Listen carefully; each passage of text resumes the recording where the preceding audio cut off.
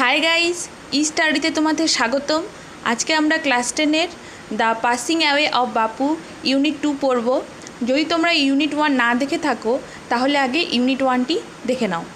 গান্ধীজি's funeral was to take place the day after his death. The day after his death মানে মৃত্যুর পরের দিন, take place মানে নির্ধারিত হয়েছিল, ফিউনারাল মানে শেষকৃত্য। গান্ধীজির শেষকৃত্য নির্ধারিত হয়েছিল তার মৃত্যুর পরের দিন। Hours in advance people lined the route the funeral procession was to follow. এখানে প্রসেশন মানে শোভাযাত্রা, আওয়ার্স ইন অ্যাডভান্স মানে কয়েক ঘন্টা আগেই, রুট মানে রাস্তা, লাইন মানে সারিবদ্ধ। কয়েক ঘন্টা আগের থেকেই লোকেরা সারিবদ্ধ হয়ে দাঁড়িয়েছিল সেই রাস্তায় যেখান দিয়ে শোভাযাত্রা যাওয়ার কথা ছিল। Padmasi Mrs Naidu's daughter spoke for us all when she said simply we will walk. Padmasi Mrs Naidu's daughter spoke মানে বলেছিলেন, ফর আস অল মানে আমাদের সবার জন্য কি, সিম্পলিভাবে বলেছিলেন উই উইল ওয়াক আমরা হাঁটবো। মানে মিসেস নাইডুর মেয়ে বলেছিলেন সবার পক্ষ থেকে যে তিনি সহজভাবে বললেন আমরা এবার কি করব, হাঁটবো। It is the last time we shall be walking with Bapu. এখানে তিনি কি বলেছেন, এটাই হলো শেষবার যখন আমরা বাপুর সঙ্গে হাঁটতে থাকব। It was an agonizing walk. Agonizing মানে পীড়াদায়ক। এটা ছিল কি একটা যাত্রা যেটা কি খুব পীড়াদায়ক ছিল, পীড়াদায়ক পদযাত্রা। Thousand silently watched the procession. এখানে থাউজেন্ডস মানে হাজার হাজার লোকেরা, সাইলেন্টলি মানে নীরবে, ওয়াচড মানে দেখছিল, দ্য প্রসেশন মানে এই শোভাযাত্রা যাওয়াটা। বাপু lay on an open truck covered with flowers. Covered with flowers মানে ফুলে ঘেরা, ওপেন ট্রাক মানে একদম খোলা ট্র্যাকে। বাপুজি কি শুয়েছিলেন ফুল দিয়ে মোড়া একটি খোলা ট্রাকে। Thousands of people whipped trying to touch Bapu's feet. Wept মানে কি কান্না করছিল। এখানে কি হাজার হাজার লোকে বাপুর পা স্পর্শ করার চেষ্টা করতে করতে কান্নায় ভেঙে পড়েছিল। এখানে পা ছোঁয়ার চেষ্টা করছিল কারণ তারা কি প্রণাম করছিল বাপুজিকে। It was impossible to move in the thick crowd. Thick মানে প্রচুর জনসংখ্যা ছিল সেখানে, এতটাই ছিল যে মুভ করা মানে এগোনো খুব অসম্ভব হয়ে পড়েছিল। মানে এত ভিড় ছিল যে ভিড়ে ঠাসা জনতার মধ্যে এগোনো প্রায় অসম্ভব ছিল। As I moved forward slowly, I understood I was not merely in the midst of grieving people. Grieving মানে শোকার্ত, পিপল মানে লোকজন, মানে শোকার্ত লোকজন। মুভড ফরওয়ার্ড মানে তো সামনের দিকে এগিয়ে গেলাম, স্লোলি মানে ধীরে ধীরে, আন্ডারস্টুড মানে বুঝতে পারলাম। যখন আমি ধীরে ধীরে সামনে এগিয়ে গেলাম আমি বুঝতে পারলাম আমি কেবলমাত্র শোকার্ত মানুষের মধ্যে নেই, সেখানে অনেকজন আছে যারা আমার মতনই কি শোকার্ত। This was even more than the funeral procession of India's beloved leader. Beloved leader মানে কি, খুব প্রিয় বা ভালোবাসার একজন নেতা। এটা ছিল ভারতের প্রিয় নেতার শোভাযাত্রার চাইতেও অনেক বেশি কিছু। I was among people for whom walking with Bapu had a special meaning. Had a special meaning মানে কোনো একটা বিশেষ অর্থ ছিল। আই ওয়াজ অ্যামং পিপল আমি সেই সকল মানুষদের মধ্যে ছিলাম যাদের কাছে বাপুর সঙ্গে হেঁটে যাওয়ার এক বিশেষ অর্থ ছিল। We had walked with Bapu over the rough and smooth of India's recent history. We had walk মানে আমরা হেঁটেছি, with Bapu over the rough and smooth. এখানে রাফ অ্যান্ড স্মুথ মানে খারাপ এবং ভালো সময়ে, of India's recent history. Recent মানে সাম্প্রতিক ইতিহাসে। আমাদের মহাত্মা গান্ধীজি পরাধীন ভারতকে স্বাধীন করার জন্য বিভিন্ন সংগ্রাম করেছেন, তার সাথে কি আমরাও যোগ দিয়েছিলাম, তার পায়ের সাথে পা মিলিয়ে আমরাও বিভিন্ন খারাপ এবং ভালো সময়ে তার সঙ্গে পা মিলিয়ে হেঁটেছি। We could not now accept the fact that the man who had led us over many difficult paths was never going to walk with us again. We could not accept মানে আমরা এটা মানতে পারছি না বা মেনে নিতে পারছি না বিষয়টি, দ্য ফ্যাক্ট যে দ্য ম্যান সেই মানুষটি, হু হ্যাড লিড আস যে আমাদেরকে নেতৃত্ব দিতেন, ওভার মেনি ডিফিকাল্ট পাথস মানে বিভিন্ন সমস্যাজনক পথে যখন আমরা পড়তাম, তিনি যখন আমাদেরকে নেতৃত্ব দিতেন, was never going to walk with us তিনি আজ আমাদের মধ্যে নেই, আর কোনো সংগ্রামেই তিনি আমাদের সাথে হাঁটবেন না। বাপু slight figure had walked staff in hand over a large part of India. Bapu slide figure বলতে এখানে মহাত্মা গান্ধীর যে শরীরটা সেটা কি ছিল, অনেকটা রোগা বা ছিপছিপে শরীর ছিল, সেটাকে বোঝানো হয়েছে যে তিনি এরকম শরীরেই কি হাঁটতেন স্টাফ ইন হ্যান্ড, মানে এখানে লাঠি নিয়ে।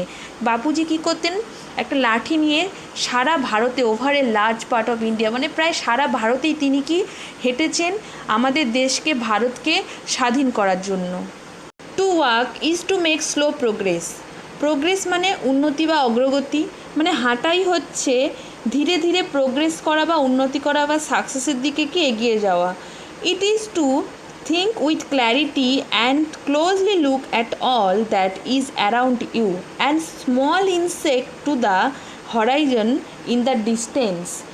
এর অর্থ হলো স্বচ্ছভাবে চিন্তাভাবনা করা এবং তোমার চারপাশের সব কিছুকে মনোযোগের সঙ্গে পর্যবেক্ষণ করা, ক্ষুদ্র ক্ষুদ্র কীটপতঙ্গ থেকে দূরবর্তী দিগন্ত পর্যন্ত।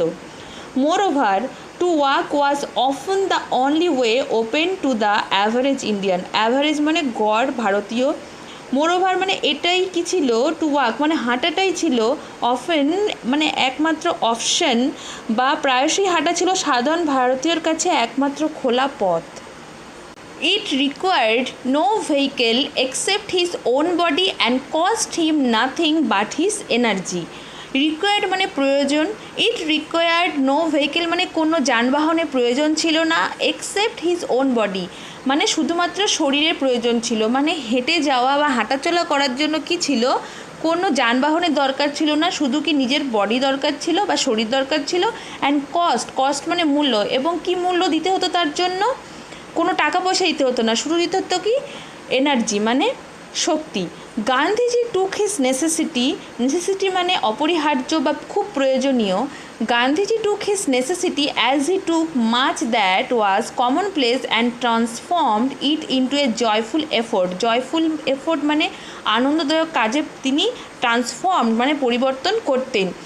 গান্ধীজি একেই অপরিহার্য বলে গ্রহণ করেছিলেন, যেমনভাবে তিনি সাধারণ কোনো কিছুকে গ্রহণ করতেন এবং সেটাকে আনন্দময় প্রচেষ্টায় রূপান্তরিত করতেন। এবার আমরা the passing away of Bapu unit 2 comprehension এক্সারসাইজেসটা করে ফেলবো।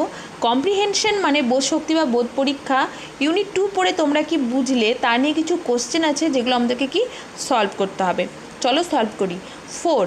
Choose the correct alternative to complete the following sentences, মানে সঠিক উত্তরটি বেছে নাও এবং বেছে নিয়ে কী করতে হবে, আমাদের সেন্টেন্সটাকে কি কমপ্লিট করতে হবে। এ, গান্ধীজির funeral was to take place. গান্ধীজির শেষকৃত্য সম্পন্ন হয়েছিল on the day of his death, 2 days after his death, 1 day after his death, a week after his death. মানে আমরা কি টেক্সটে পড়েছিলাম যে তার মৃত্যুর পরের দিনই কি তার শেষকৃত্য সম্পন্ন হয়েছিল, তাহলে আমাদের এখানে অ্যান্সারটা কী হবে, 1 day আফটার হিজ ডেথ, তার মৃত্যুর পরের দিন। পদ্মাসী ওয়াজ মিসেস নাইডুস। পদ্মাসী মিসেস নাইডুর কে ছিলেন, নিজ, সিস্টার, ফ্রেন্ড, ডটার। আমরা কি পড়েছিলাম, তিনি কি ছিলেন, মেয়ে ছিলেন, তাহলে এটা আমাদের অ্যান্সার কী হয়ে যাবে, পদ্মাসী মিসেস নাইডুর ডটার বা মেয়ে ছিলেন। C, while walking Bapu use to carry in his hand a an.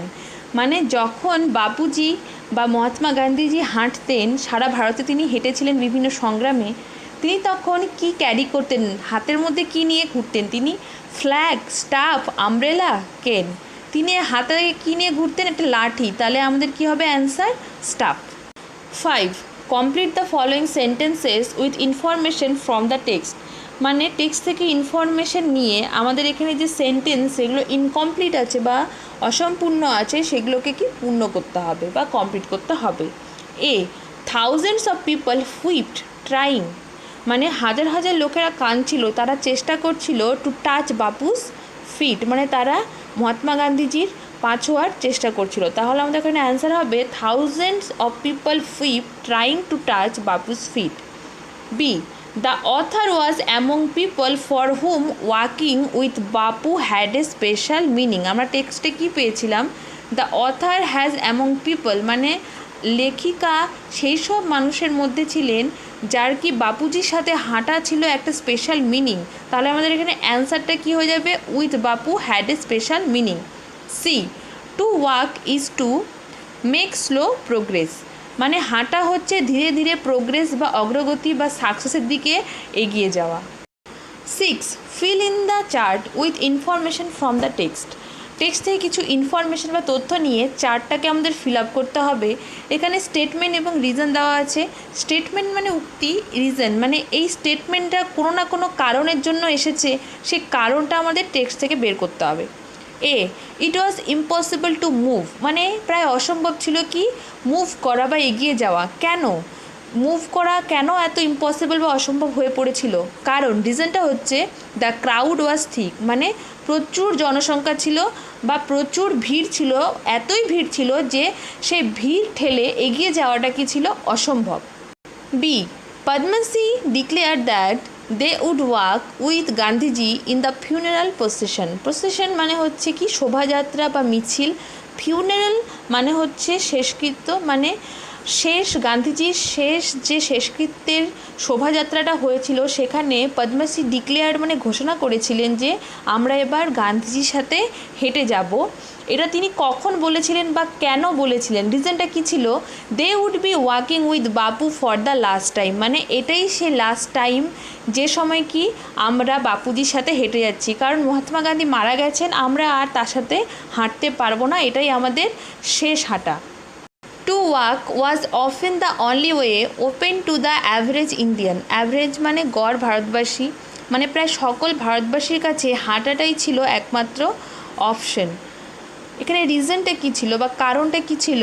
It required no vehicle except his own body and cost him nothing but his energy.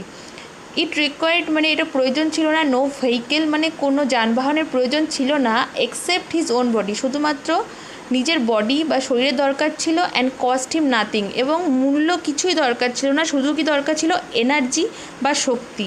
মানে হাঁটার জন্য ভারতীয়দের কাছে তখন কি একটাই অপশন ছিল, এবং এই হাঁটার জন্য কোনো যানবাহনের দরকার ছিল না, শুধু দরকার ছিল নিজের শরীরের এবং শরীরের শক্তির।